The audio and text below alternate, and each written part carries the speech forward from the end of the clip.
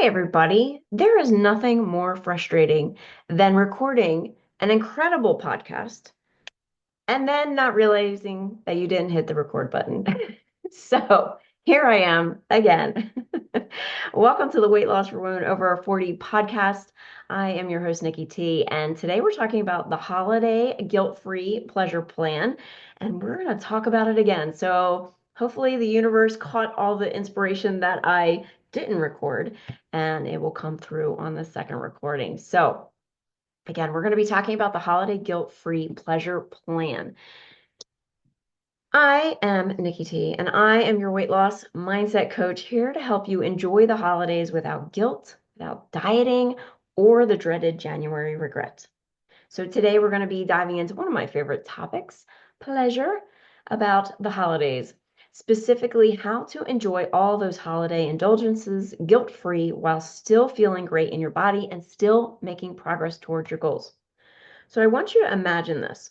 I want you to imagine you are at a holiday party, savoring your favorite dessert without guilt and without stress. And you're fully present, loving every bite, and you are still confident in your goals. Sound dreamy? Stick with me, and I'm going to show you how to make it a reality. All right, so why does holiday guilt happen? So if you grew up in the 70s, 80s, 90s, you're over 40, you were taught dieter's mentality. That dieter's mentality grip it's like an alien that has attached to our brain and just keeps perpetuating the same thing over and over and over again. So for years and years and years, we are taught that there are good foods and bad foods, right? And but we want to eat the bad foods. We want to eat the cookies. We want to eat the gingerbread men. We want to eat the candy canes and all the things. So if you follow me for any length of time, you know I have a policy on no foods off limits. I do not like labeling foods good or bad. Yes, absolutely, there are better quality of foods. I am not negating that whatsoever. But in order to lose weight and in order to get out of the dieter's mentality, we need to flip the script on the dieter's mentality, right? The good versus bad. So this is why I have a no foods off limit policy. It is a mindset shift.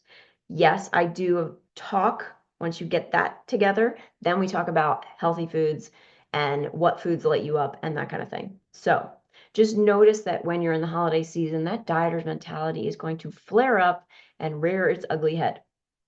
The next thing is the all or nothing trap. Now, most of my clients are type A personality women who have accomplished a lot in their life. They have really just are successful women, but they're not successful in the weight loss area. They just haven't got that one piece of information that they just makes the difference, right? So when we're in all or nothing thinking, I do think it has its place in a specific area, but most of the time it just messes us up. So take, for instance, if you're thinking, well, I already had a piece of pie, then I might as well eat the entire pie and just start fresh on January or on Monday or whatever that new diet restart day is that you picked. Okay, this is your brain trying to make overeating seem logical, give you a pass for eating it, right? It's not serving you. Um, I I don't know. I'm pretty sure I've mentioned it on other episodes, but Keith Klein, who is a nutritionist, I heard this years ago, and I love the saying. So I don't know if he actually said it first, but this is who I heard it from. But he says, when you get a flat tire, you don't go out and slash the other three tires. You fix the one tire and you keep going. So we as women do this like falling off the wagon thing, and we're giving ourselves a pass. It's like, well, I already did it. I might as well just sit on the side of the road and kill all the other tires. It doesn't make sense when you look at it in a car situation. So why would you do it with a pie situation, right? So catch yourself if you're in that all or nothing trap. All right, so the next thing is unrealistic expectations. The holidays are not the time to strive for perfection. They are a time where you are connecting with family. Yes, food is a huge part of that. And what happens is guilt starts creeping in and it robs you of the pleasure of the holiday treats. Okay? When we set expectations, we want to kind of check and see if they're our own standards, first off, right? Whose expectations are you living your life by? Are they yours or are they somebody else's? So for the holidays, I always love coaching clients when they're like, last year at Christmas, I ate 6 dozen donuts, and this year I only ate 2 dozen donuts. That's a win, right? Going through the holidays and losing a pound is a win. Going through the holidays and maintaining your weight is a win. Even if you gained weight, like, let's figure out why it happened, okay? All right, so let's rewrite the script and get back to reclaiming the beauty of the holidays and the joy of eating those holiday treats. All right, so the guilt-free pleasure plan, right? This is my step-by-step plan for enjoying holiday treats while you're aligned with your goals. So first off, choose intention. I talked about this in a Thanksgiving episode. So what is your intention at the end of the day? How do you intend on feeling at the end of the day? A lot of times we make this list in the morning of like, well, I plan to do this, I plan to do this, I'm going to eat this, I'm going to eat this time, and all that structure that you put in place. And then as your day starts going, circumstances start coming in. Your boss wants to talk to you for an emergency meeting. Your kids are sick and you have to go pick them up. Like you're putting out fires and you're doing all these things that were not planned. And then by the end of the day, you're like, screw it. I didn't do the things that I had planned, right? And you're slashing those tires. Get into the intention ahead of time of like, how do I want to end the day? How do I want to feel at the end of Christmas dinner? Do I want to feel stuffed? Do I want to feel full? Do I want to feel lean? Do I want to feel like I just want to climb in sweatpants and curl into a ball because my stomach hurts so bad? Like, what are you intending? You can also look at this too, not just from a physical aspect, but also, okay, so who do I want to have conversations with? Who do I intend on talking with? What are my intentions of how I want to feel emotionally when I leave? Do you want to be drained? Do you want to feel lit up? Do you want to feel love? What do you want to feel? Right? You get to decide that. And it's interesting because when you make that intention, your brain will start filtering through of like, ooh, how do I get to that end result? How do I get to that intention? Right? The next step is create a pleasure ritual. So when you get your favorite treat in front of you, and this is one of the things that I do too, is when I go and show up for an event or a holiday party or whatever, I take a peruse of everything that's available because I don't want to waste my space in my body eating foods that I don't really like or I don't really want. And if I know I'm going to want something, so take for instance, my mom always makes this pistachio cake that looks gross, but it's absolutely fabulous. And I know that at Christmas I am going to have a piece at least. And I will make sure that I have enough space to accommodate that, right? So I know to kind of pace myself as I'm eating because I know I'm saving for that particular thing, right? So when you get that favorite holiday treat, don't rush it. And I am very guilty of this. I am a fast eater. I enjoy it, but I am like very fast on to the next thing, right? So this is a work in progress for me, but it is super, super helpful for you to sit down, you can put it on a pretty plate, get a pretty napkin, right? Savor each bite. Engage all your senses. What does it smell like? What does it taste like? What is the texture? Eating slowly makes food more satisfying, and it also helps your brain register when you're full. Okay, so when you eat really fast, you have to be very aware and very conscious of, ooh, I'm getting close to full. All right, the next thing is planning your indulgence. Okay, this is kind of like what I said with the cake. Spontaneity is great. And again, I teach a no foods off limits policy in my programs. So you can go to a restaurant and just order whatever you want. There can be spontaneity, which I absolutely love. I used to food log and I used to meal prep, and I knew exactly what meal was coming. But when I went to a restaurant, I hated having to like really be structured around certain things. I like being able to go to a restaurant and being like, I can eat whatever I want. So with that, and again, there's a reason why I set it up that way, but the spontaneity is great, but you can also plan. So like I was saying about my mom's pistachio cake, I plan on having a piece. No doubt about that. So what I'm not going to do is I'm not going to fill up on the donut holes that are sitting there that I can go down the street and get any time I want. I'm not going to fill up on random things that I don't want to eat. Like I don't like chocolate, so I'm not going to fill up on chocolate. I'm just not going to eat it, right? So when you kind of plan in advance for the things that you know are going to show up, Mima's pecan pie, your, aunt's famous gingerbread cookies, whatever it is, right? If you want to make sure that that is something that's on your list and you want to have it, accommodate for it, okay? The next one is really talking to yourself kindly. I don't know how many women I work with, and we all have this, right? We all have this inner critic. We all have this um, person inside our head that keeps berating us, right? And especially if you start overeating, there's the guilt, the shame starts creeping in. And we have this mentality that we think if we berate ourselves and we beat ourselves down, that we are going to somehow be motivated to get back on quote track. If you beat a dog, the dog is not going to unconditionally love you.